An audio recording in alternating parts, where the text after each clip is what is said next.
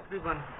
Myself Shiv Pratap from New St. Stephen Public School, Pochigadi, Anmolkheda, Agra. In this lecture, we are going to discuss about the majoritarianism in Sri Lanka.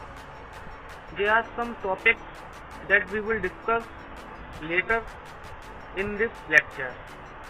So let's begin. First, we have to know about the ethnic composition of Sri Lanka. There are three communities in Sri Lanka. First one, the Sinhalese.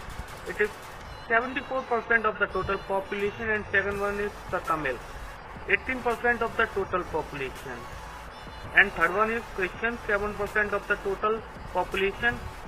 Sinhala speakers are the majority, and the Tamil and Christians are in the minority in Sri Lanka.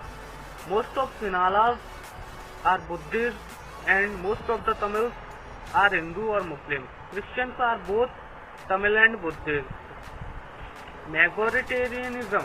What is majoritarianism? Majoritarianism is the belief that the minority community could govern the country in whichever way it wants by disregarding the wishes and needs of the minority. Majoritarianism in Sri Lanka. Sinhala community is the major community in Sri Lanka, and then it started dominating the minorities through controlling the government. The democratic government of Sri Lanka ruled by the majority opinion and ignored the minorities' interest in Sri Lanka. What were the majoritarian measures taken in Sri Lanka to establish Sinhala supremacy? There are some measures taken in Sri Lanka to establish Sinhala supremacy. First one, in 1956 the government passed an act that declared Sinhala as the official language of the country. Second, the Sri Lankan government formulated a policy in which only Sinhala applicants were preferred for university positions and government jobs. And third one is the new constitution of Sri Lanka declared that the state would promote Buddhism.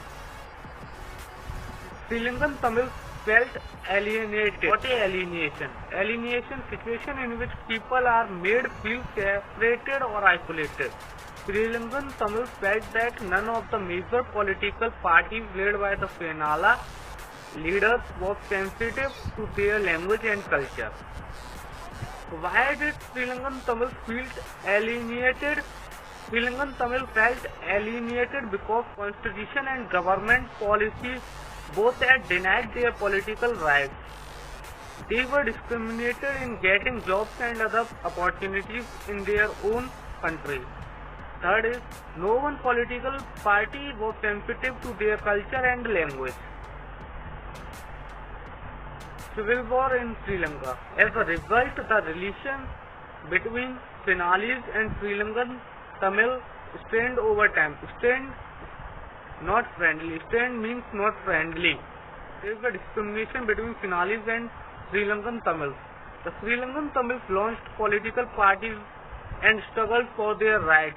By 1980s, many political parties were formed, and Sri Lanka Tamils put forward some demands. What were the demands of Tamils in Sri Lanka? To recognize the Tamil language as an official language, and second one is equality of opportunity in securing jobs and education.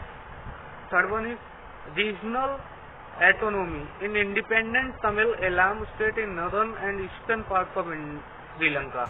They want to all rights in a country. Thank you for